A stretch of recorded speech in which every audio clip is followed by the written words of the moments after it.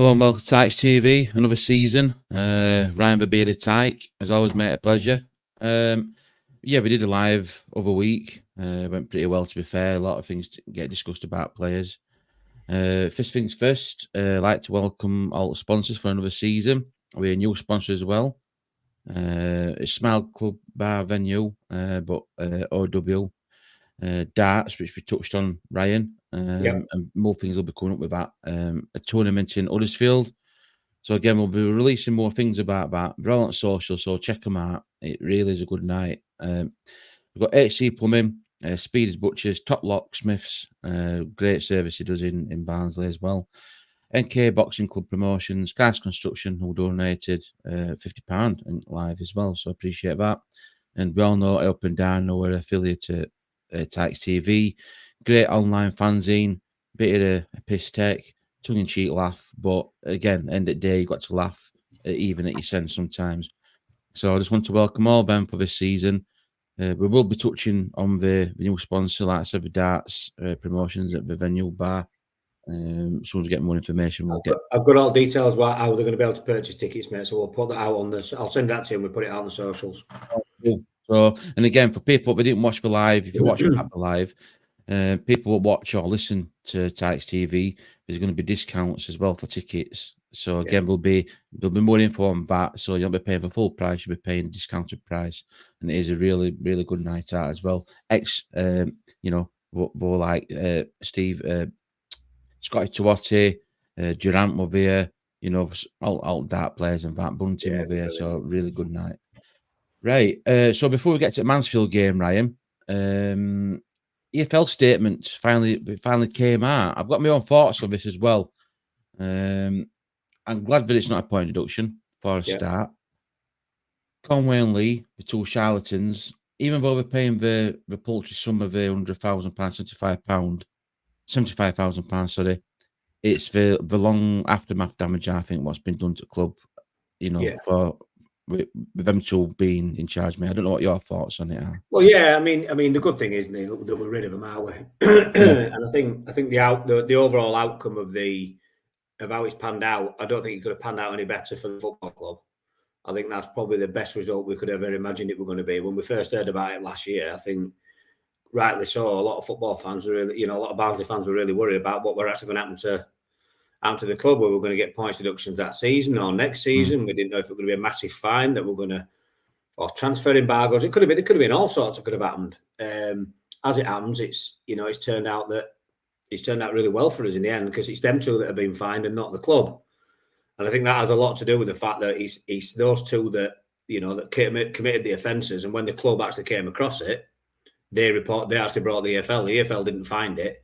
The club took it to the EFL. So I'm hoping that that's had a lot to do with the overall outcome of just how transparent, how transparent the football club have been regarding the charges. And I'm just glad them to have got no to do with our club anymore, and the fine sits with them and not us, so it won't have any effect on our finances for this season and the foreseeable future. Yeah, I mean, only thing what's happened to the club, like I said, long-term lasting effects is that, we're in League One. You go back to that era with Conway and Lee and the mismanagement of the transfer situation, which we all know about. We're moving on from that. But club have had to pay the legal fees. It's one of them kind of things. How much it costs, who knows?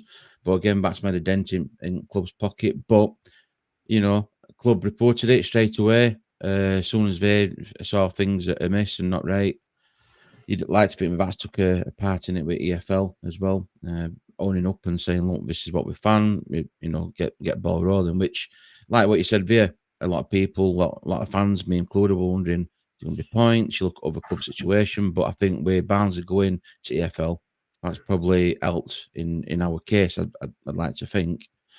And again, we move on from that. Verata, like you said, Verata at club, we don't want to talk to do with him. And then you strip back and you think, what due diligence back then, kind of thing with EFL. I'm not pointing fingers, but it's not just Barnsley, it's other clubs as well, isn't it, in EFL?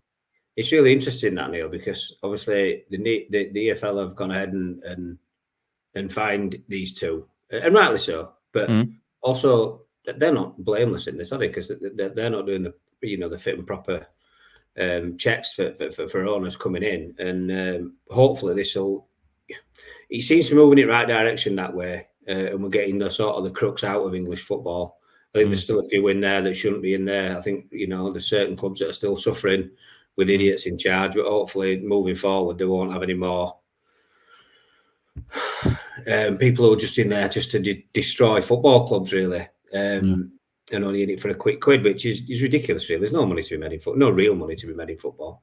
These millionaire businessmen or billionaire businessmen in this case that own football clubs can make money much easier elsewhere than in a football club. So I don't get it. It's more of a play thing, or an investment, I suppose. But it's certainly not there to be a quick buck. And I think some of them think it maybe is. And they just come in and sort of that. He definitely was Conway, wasn't he? An absolute crook. Look at what he's done to the clubs since he left Barnsley. Yeah, he's an ass, and he shouldn't be near another football club again. In fact, he should be in prison. Really, is where he should be. Well, he's run other clubs into ground, and they've gone back. They've gone bust. Bankrupt, mate. Yeah, they've gone bankrupt. Shocking. It's hard. Imagine that could have easily been us, mate. Yeah, that could have really easily been us. Shocking. And it's fans that always suffer, mate. I feel sorry for fans. Yeah, it's always fans that suffer. It's heartbreaking for those Ostend fans, mate. It's awful. Yeah. So, anyway, he's out of our club, isn't he? They're gone. Yeah. They've got the fines. I know, like you said, we've got to pay the legal fees, but I mean, if you look at what the legal fees are going to be, it pales into insignificance if we'd have actually been caught by the EFL and we'd not sent it to the EFL ourselves. That could have been horrendous for us, really, couldn't it? So I suppose lesser of two evils. But them to have got the fine, we've basically been cleared. The football club's been cleared of any wrongdoing, and we can put it behind us and move on now. Yeah. And on that, we will move on. We're coming up to his first game. I was going to say it'd be a nice weekend game on a Saturday afternoon, but no, it's been changed to a Friday night. New TV deal. Again, we'll get on about that a bit later on in show about the TV deal. What will it bring? Not just to Barnsley, but other football clubs in EFL. Mansfield Town, Ryan. On paper, you think a winnable game, but probably a pretty tricky game. Always, first couple of games of the season, it's an unknown. They've come up. How do you see this going? I think we'll win. Obviously, I think that we'll win. But Mansfield are not going to be a pushover at all. They had an incredible season last year. They've got an absolutely brilliant manager in Nigel Clough. I think they've got some really good players. They've got a certain player that we're rumoured to be going after, who banged not only a load of goals in, but had a load of assists last year, Davis Keller-Dunn. So, listen, they're a good side. They got promoted last year. So they'll be out to prove themselves, won't they? I think they're bringing a fair few thousand with them, so hopefully that's going to make a cracking atmosphere at Oakwell. So I'm really looking forward to it, mate. Like you said, first few games can always be a bit tricky. Where I think in pre-season, when we've played as the first, the majority of what we'll think will be around the starting 11 for this for the start of the season. I think we've looked all right. Maybe a bit shaky in defence sometimes, but I think that'll come because it's just playing with that really high line. But as attacking football, it's great, and I think we've got enough to beat Mansfield tomorrow. But there won't be a pushover at all. And I think we're off as game. We could, we'll drop points. So yeah, I'm really excited, mate. I can't wait. The player mentioned there, Keller-Dunn. It's been obviously rumoured for a few weeks, probably a month. A player that Barnsley have shown interest in. You look at Yorkshire Post and stuff like that, other news outlets, and like you said there, not only is he knocking goals in, it's the assist as well, what he can bring to the game. Yeah. Be interesting to see, on Friday, whether it just start for Mansfield Town. If it doesn't, you'd think maybe elsewhere, or if it does, you never know. You never know. It might be a chance to say goodbye to fans, or he might not even be coming, Neil. We don't even know for sure if he is coming. I mean, Mansfield are going to be really keen to hold on to him for obvious reasons. But also, he's only got a year left on his contract. So, it's that sort of the last opportunity to cash in. I'm sure he knows his worth with the goals that he's scored. out goal scorers are very hard to come by, and they're worth quite a bit of brass, and they're worth picking up a decent wage. So he's gonna have a lot of opportunities if he's a free agent. So I think Mansfield know that they've got to get, if they want to cash in on him, they need to cash in on him now. I think they're just waiting for the right fee. But I mean, if they've got him in the squad going up against Barnsley on Friday, they'd be deaf not to use him. Yeah. But definitely. We'll find. We'll see. Well, we'll see Friday, won't we? We'll see Friday. I don't think there's any out to read into it either way, Neil. No. Whether he starts or whether he don't, whether that means he is or he ain't coming. He might not be coming at all. He might have turned us down. We don't actually know what's going on there, really. No. To be fair. So, but I mean, it'd be a great addition to the squad, no doubt. It sit well, I think, at Barnsley, but like I said, still a Mansfield Town player. On about transfers, you know, I'd be very surprised if we do any more business before the Mansfield game like now, because like you said, in pre-season, we've kind of got the more or less starting 11. We saw that against Derby County. Yeah. I thought Lofthouse did well when he came on at left wing back, left back role when he came on for Styles. You look at Craig in midfield, he ran the show. Jallo picked up that bit of a knock. So again, precautionary, you know, you won't risk him as such. But you're looking at the rest of the starting 11, you'd kind of more or less said that were about bearish, wouldn't you? Settled. And I'd say we're about there, mate. It's about there. Obviously, we know we need strikers. You know, we probably need another midfielder. We definitely need one or ideally two strikers, and probably a goalkeeper. Although, you know, I think that Jackson Smith got a lot to prove, and he was brilliant for Walsall last year, so it won't be a disaster just to have him in at all. But I think he's going to start in goal, isn't he? You know, and I think we can pretty much guess what the 11 is going to be. I still think it's enough to beat Mansfield, mate. Without being disrespectful to Mansfield, I think with the way I've seen us play through this, the way that Darryl Clark wants to play, but a very, very different looking team to the one that under Neil Collins. Very different. It's complete night and day difference. So, you know, it is a bit concerning about the lack of striking options. But I think what we have seen throughout all of pre-season, although you can't read massively too much into pre-season, is that we've got goals all over the field at the minute. So whilst we're waiting for a striker to come in, we might have to lean on them a little bit more. But listen, as long as we scored, I'm not asked. Yeah, it's a nice position to be in, like, innit? Having goals come all over the field. Yeah, you've got goals from all. We've got goals from it. We've got goals coming from everywhere. You know, Marsh is popping up with a few. Phillips can score. Urian obviously got one. Jody did it, so Urian can come on. You come on and score. We'll see. We'll see. See what happens Friday, mate. But I think we'll beat him. One thing I didn't notice, and you probably did against at Derby when we watched him, the sideways, backways passing, it didn't seem to be there. It seemed to be use it as and when, but it were more on a tendency, and it were like, wow, this is completely different to last season. This is the kind of football, you know. And I always like this. You give someone like Jallo or you get Matthew Craig, you get ball the run at the defenders and the backtracking. It's like it's just pressure. And like I said, Kyron Lofthouse when he came up from back. I'm like, wow. Not only did he get up from back, but he nodded on the right goal. I was more or less straight behind him, and it was what a goal, straight across goal, to score. And I'm like, wow, and that's the, you know, would you have got that last season? I don't think you would have done. They'd have been sat back too defensively, especially if we kept on going, and even, you know, scoring his fourth goal, we're down 10 men. He wasn't sat back, camped up. It was, we still go for it. And I'm thinking, if that's a sign of things to come in season, and fair play, I've got to give fair play now to the club for appointing Darryl Clark, for backing him not only in the window with players what we've brought in, but obviously his backroom staff as well, because it's been a big change round off the scenes as well on the pitch. I think Darryl Clark's had a lot of influence and a lot of belief and togetherness in his backroom staff, and I think us as fans will be able to see that and appreciate it this season rather than last season. Yeah, absolutely, mate. 100% agree. I think if you look at the players, they look happy.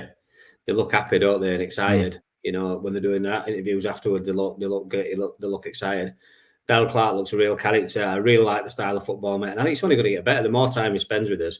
But like you say, it's not just about him; it's about the backroom staff as well. We're getting, I can't remember the name of the new goalkeeper coach, mate, but getting obviously because he's worked with him previously.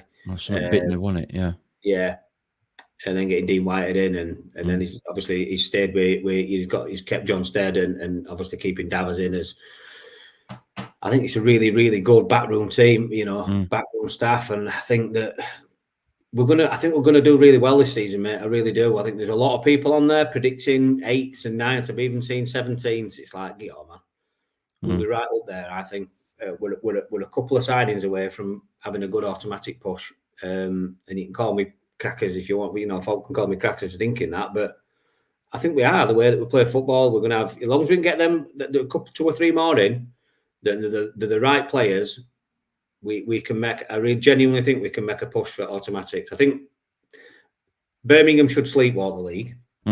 They should, but just because they should, don't mean they will. Look at what happened to Derby in their first season. Look what happened to Wednesday in their first season. Big sides that would expect to absolutely walk the league, and they didn't. Derby didn't even get in playoffs first season. Struggle to adapt. Yeah. So it's not. The thing is, what it is with those really big clubs is they come down and they think they just literally think they have to turn up, and then they realise that there's some really good footballing teams in this league. And not just that, a lot of them play a really tough sort of football, a scrappy sort of football. That they'll get stuck in and they're there to try. They're obviously there. You've seen it when they've come to playoffs, haven't they? Yeah. They're going to have a massive target on the back as well this year, Birmingham, with big ground and the amount of money they've spent and the amount of bragging their fans have done online about how much they're going to piss the league and all this sort of stuff. So they'll have a massive target on the back.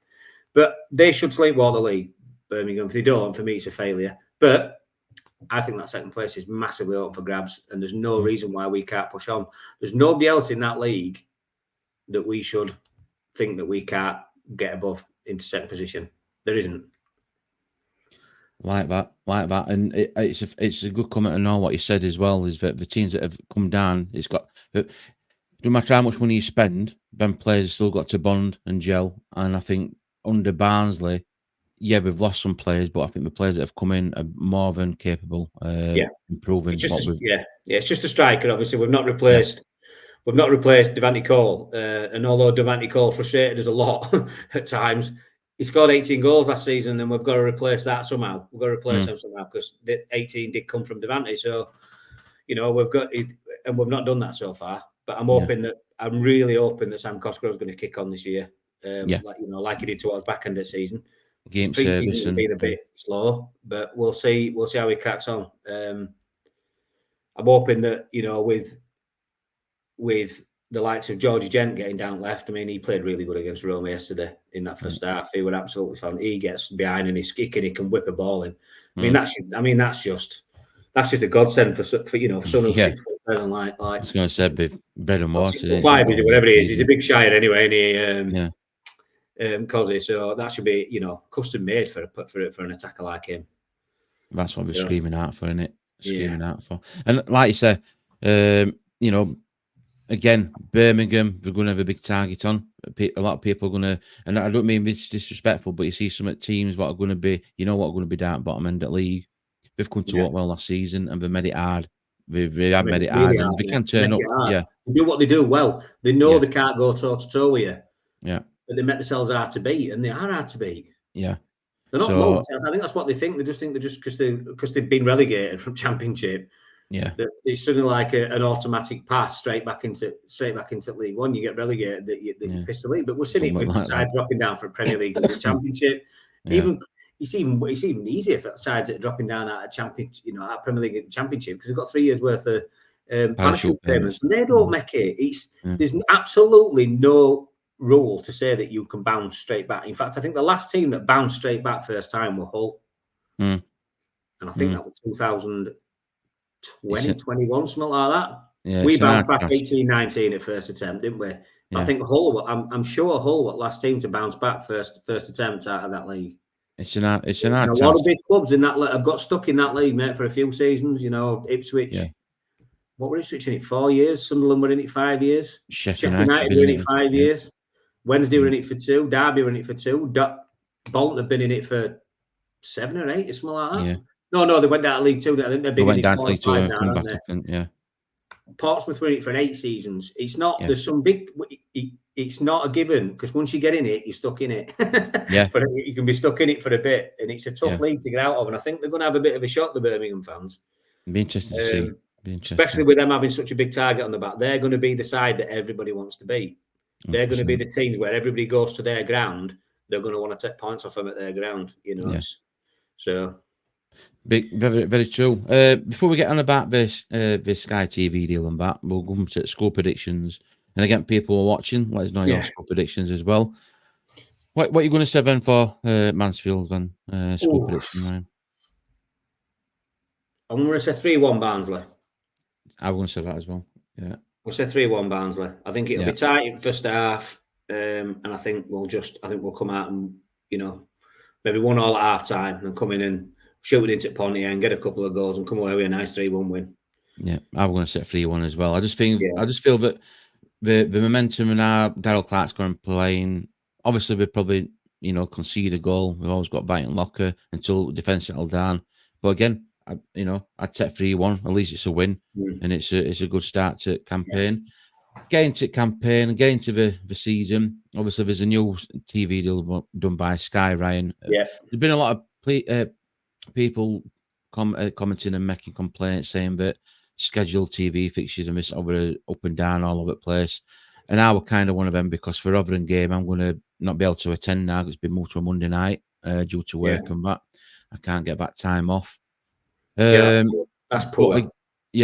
It's like 8 o'clock kickoff. I know the Huddersfield game's been brought forward earlier to 12:30 kickoff. And again, I get where, you know, there's money involved in this, but again, fans that suffer again in it, it's just become the new norm. It's going to be the new norm, Neil. I've seen how many, if you look at the schedule for Saturdays in League One, there's about 4 or 5 games every week. There's going to be R5 kickoffs. And I just wish to stop playing with tradition. You know what I mean? You know, Saturday 3 o'clock kickoffs are, you know, our football tradition. It's football history. It's been around for ever and a day. The Saturday 3 o'clock kickoff. And I get that some games have to be played at a certain time because they want most eyes on and things like that. And I think, you know, Premier League have been suffering week for years, but they get paid well out of it. We're not going to get paid quite as well out of it. So it's disappointing. Certainly the Rotherham one at 8 o'clock on a Monday night. You know what I mean? I just don't get that. Local South Yorkshire derby, and they're putting it on a Monday night. Yeah, don't make any sense, mate. Don't make any sense. But you know, what's your thoughts on this? Yeah, you to it, Neil. I think it's one of them things, isn't it? The half-12 kickoff. Go on, sorry, Neil. Yeah, what's your thoughts on this then? Because it's been a long, old debate. This as well, the 3 p.m. Blackheart watershed thing that you're not allowed to show a game. I think it's between 2:55 and 5 on a Saturday for the obviously attendance and stuff. Right? Is that I don't get it because Sky putting all this money in, which is fair play, but in comparison to Premier League, we're not going to be getting that much. Yeah, it's a bit, but it's not that much. And they're saying, doing falling attendance figures and this other blah blah blah. This is why it's got on there. Personally, I don't think it will. You people that actually go and support the club, I don't think it's affect them that much. Whereas in the season ticket sales. So again, if they're doing these Blackhearts or this and other, you're moving then games to like say 5:30 or 5 o'clock on a Saturday. Yeah. Then people are probably even more so going to say, well, I'm not travelling there, then I'm going to watch it on telly. Yeah. So it counterproductive. That's what Sky want. That's what Sky want, isn't it? Yeah. I won't do that. I mean, it's handy to have, like last season, it's handy to have iFollow if I can't get to games, but I try to get as many games as I can. I try to go as many away games as I can because there's no like being at live football. Exactly. You can put whatever contract you want on it. You can put whatever deal you want on it. There's no like going at football. Live. It's not the same. It's not the same. The atmosphere, the noise, even the smells and everything. It's just, it's like it's all on your senses, isn't it? And there's no like it. And that's not just for football as well. That's any live sport. It's just different, isn't it? Yeah. So It's like, listen, these big broadcasting giants, they put that much money and they get their say, don't they? I kind of get the R5 kickoffs because they want as many eyes on as they can and they don't want all the people at the 3 o'clock kickoffs not watching it. I get that, but I just really don't like people messing with tradition either, and taking away, that 3 o'clock Saturday kickoff, because it's all part of the experience, isn't it? Is getting there for 3 o'clock, enjoying the game, getting back, going for a couple of pints in town if you've won. The keeping up of the scores, watching the scores, watching the goals come in on app while you're watching games, and it's everything in it that makes the experience. And I just think they're just going to water it down a bit. I mean, this is not the live experience, obviously not the live experience, but like you say, there's that risk then of fans just thinking, oh well, it's away, I'll just watch it on telly, I'll watch it on Sky. Well, this is a weird one though. It's like I'm just going through fixtures like now, and obviously midweek. But it's like we're at home on September 28th, Saturday night against Stockport County, 7:45 kickoff on a Saturday night. 7:45 on a Saturday night. 7:45. I'm like, Stockport County. Really? Bizarre. I know, bizarre, but is it at home, that one? Or is it at home? We're at home. Right. Against Stockport County, and it's a 7:45 kickoff on a Saturday. I don't know, mate. I don't know. I get your R5s on a Saturday. 7:45. It's a midweek time, isn't it? It's midweek time. You're not getting. We don't usually get home, which I don't mind when it's midweek, but we don't usually get home all at 10:30. By the time we got back to the car and got home, it's like 10:30. That's your Saturday gone, isn't it? Bizarre, that's your Saturday gone. So bizarre. An 8 o'clock kickoff on Friday against Mansfield. Is it 8 o'clock Friday? 8 o'clock Friday. 8 o'clock. Hey ho, it's one of them, innit? Mansfield Town coming up Friday. We've got our school predictions. Ryan's gone 3-1 and I'm going to 3-1 as well. Got a bit of talk about the Sky TV debate. Again, let people watching, please comment, please contribute. I always reply back to comments and that. The sponsors and everything. It's a new start. It feels fresher under Darryl Clark. A lot more positive going into it. Players that have coming up to now, i.e. O'Ruan and Matt Roberts returning former Reds, but also the Jackson Smith, what's coming, Matthew Craig, what's coming, that young lad Georgie Gent at left wing back or left back area. A lot more, players coming in not to make up the numbers, but coming to actually make a difference to this side, which I think has been needed. Yeah. Ryan, as always, mate, it's been a pleasure talking to you. Well, pal. Please like, subscribe, and share like you always do. And as always, there's one thing left to say. You Reds.